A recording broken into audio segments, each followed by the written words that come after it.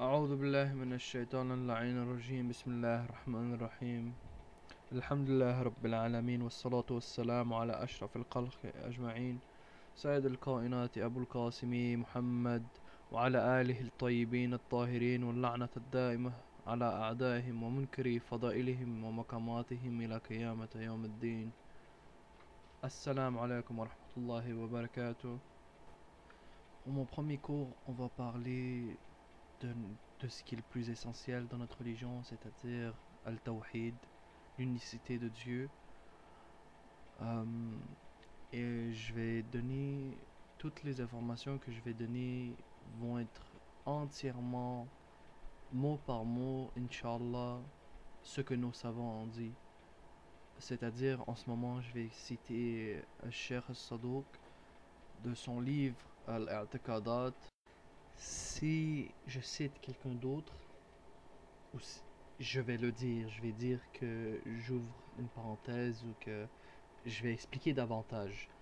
Et si je le fais, je vais dire si ça vient de moi ou si ça vient d'un autre savant, parce que c'est sûr à 100% que je ne vais pas seulement utiliser l'explication d'un seul savant sur notre croyance. On a plusieurs livres de Aqaid, et c'est logique. On a plusieurs livres de croyances, et c'est la logique. C'est sûr que je vais utiliser plusieurs autres savants et plusieurs autres livres euh, concernant telle croyance. Donc, mais je vais toujours citer d'où ça vient, la source, quelle page, etc. Inch'Allah. Donc, commençons par le premier chapitre du livre de Cheikh Sadou, c'est-à-dire la croyance, notre croyance sur l'unicité d'Allah, subhanahu wa ta'ala. Il, c'est-à-dire Al-Cheikh Abu Ja'far Muhammad ibn Ali ibn al-Hussein ibn Moussa ibn Babawai Al-Sadouk, Cheikh Al-Sadouk, il dit: sachez que notre croyance concernant le Tawhid, l'unicité d'Allah, est que Allah subhanahu wa ta'ala est un, wahid, et absolument unique, ahad. Il n'y a rien qui lui ressemble, préexistant, qadim. Il n'a jamais été et ne sera jamais. Il est l'audient, Samir, le voyant, Basir, l'omniscient, Alim, le sage, Hakim, le vivant, Al-Hayy, l'immuable, Qayyum, le tout-puissant, Aziz, le saint, Quddus, le déterminant, Qadir, le riche par excellence, Al-Ghani. Il ne peut pas être décrit par son essence, Jawhar, ni son corps, Jism, ni sa forme, Sura, ni en termes de longueur, Khat, ni en largeur, Ard, ni en surface, Satah, ni en poids, Thika, ni en légèreté, ni en quinessence, ni le mouvement, ni le lieu, ou le temps, Zaman. Il, subhanahu wa ta'ala, transcende tous les attributs de ses créatures. Il est à l'au-delà à la fois des limites, had, de la transcendance, ibtal, et de l'immanence, tashbih. Il, subhanahu wa ta'ala, est une chose, mais pas comme les autres choses. Il est unique, ahad, il est éternel, samad, il n'engendre pas de peur qu'il ne peut être héréditaire. Il est ni engendré de peur qu'il ne peut être associé avec d'autres. Il n'y a personne qui lui ressemble. Il n'a pas d'égal ou d'adversaire, ni ressemblance ou conjoint.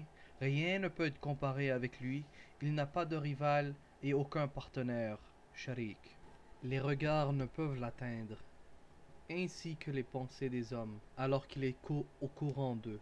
Ni somnolence ni sommeil ne le saisissent, et il est bon dans l'épreuve, Latif, et il est le bien informé, Khabir, le créateur, Khalik, de toutes choses. Il n'y a aucune divinité autre que lui. À lui seul appartient la puissance de la création, Al-Khalq, et l'autorité, Amr. Béni est Allah, Tabaraka wa Ta'ala, le Seigneur des mondes. Et celui qui croit au tasbih, l'immanence, est un polythéiste. Et celui qui est attribué aux imamites, c'est-à-dire nos croyances, est un autre que ceux qui ont été dits concernant l'unicité d'Allah est un menteur. Et chaque rapport hadith euh, contraire à ce que j'ai dit concernant Al-Tawhid est une invention, mawdou'. Et chaque tradition hadith qui ne concorde pas avec le livre d'Allah est nulle, c'est-à-dire batil. Et s'il se trouve et s'il se trouve dans les livres de nos savants, il est apocryphe. Comme pour les rapports akhbar qui conduit les personnes ignorantes d'imaginer que Allah est comparable à ses créatures. Leurs significations peuvent être comprises par l'importance des passages semblables dans le Coran. Par exemple, le verset tout doit périr sauf son visage. Le sens de wajh, c'est-à-dire visage, dans ce contexte est la religion. Et le wajh est par quoi Allah est atteint et avec quoi on peut se tourner vers lui.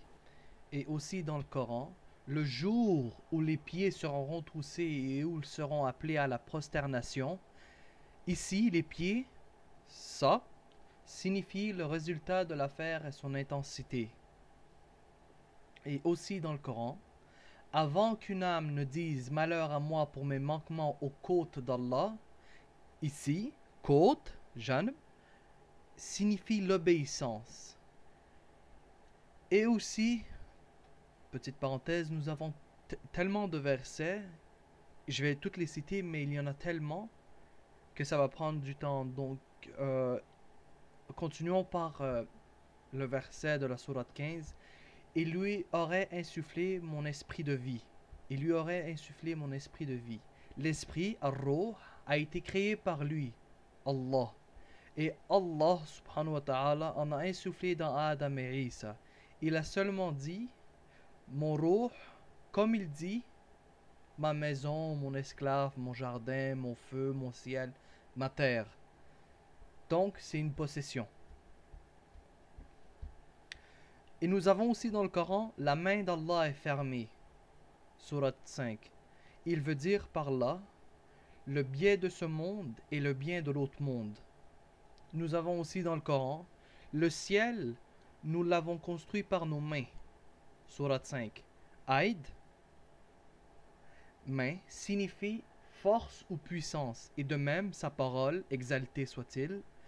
Et rappelle-toi David, notre serviteur, doué de main, qui est, ça signifie, qui est en possession ou doué de la force. Ça veut dire, la main ici, petite parenthèse, sa main ici signifie sa force, al-quwwa.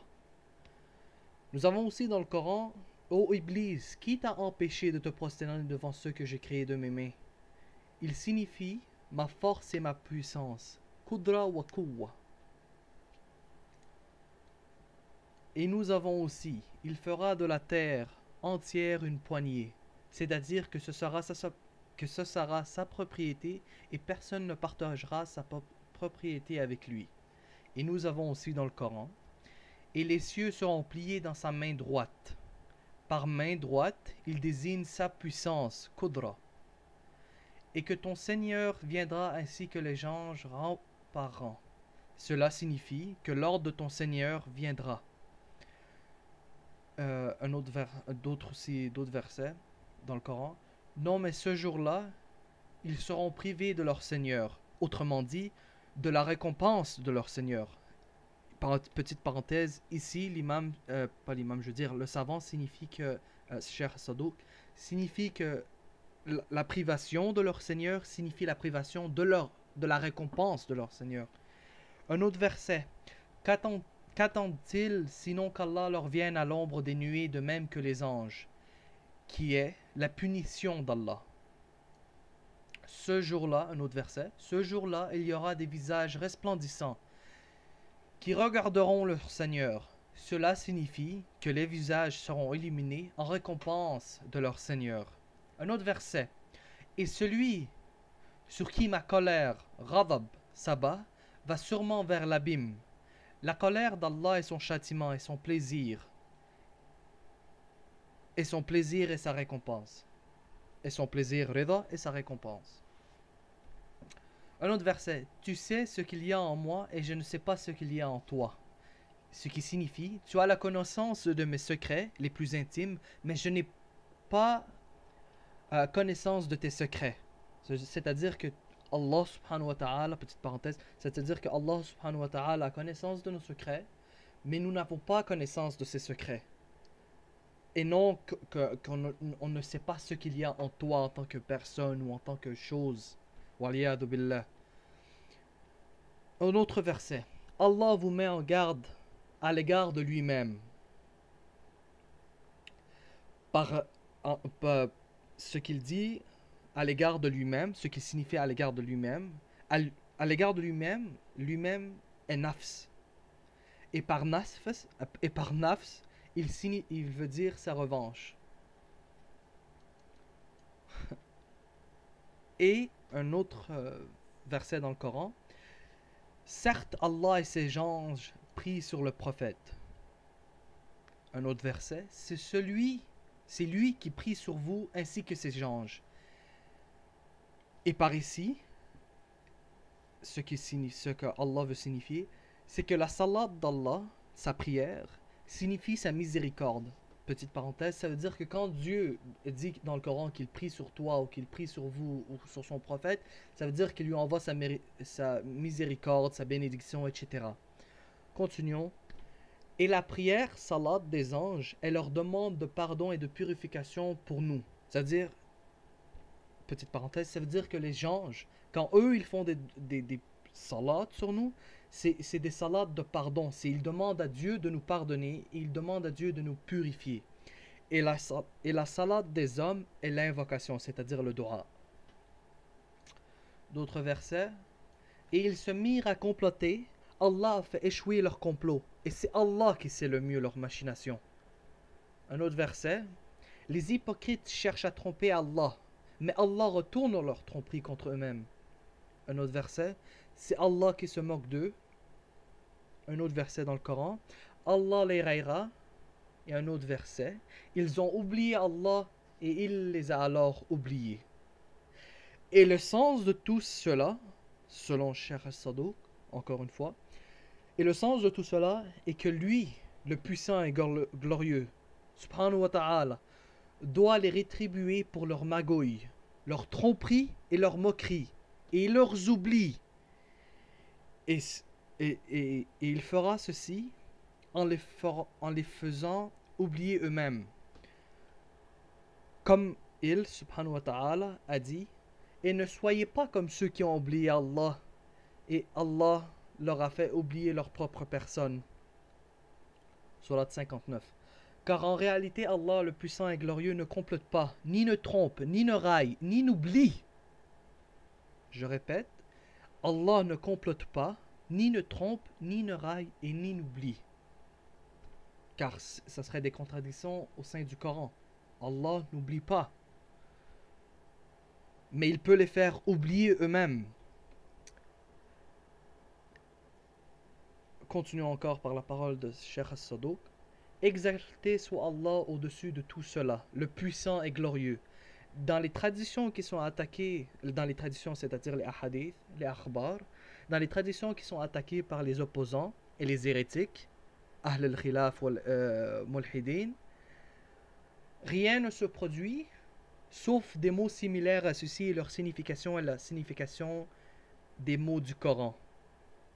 Ce qui signifie aussi par là, c'est que quand nos opposants, les sunnites ou n'importe qui nous attaque sur des versets en nous disant que par exemple ici Dieu a une main, c'est qu'eux-mêmes n'ont pas compris les versets d'Allah et qu'il n'y a une explication à chacun d'eux comme expliqué ici.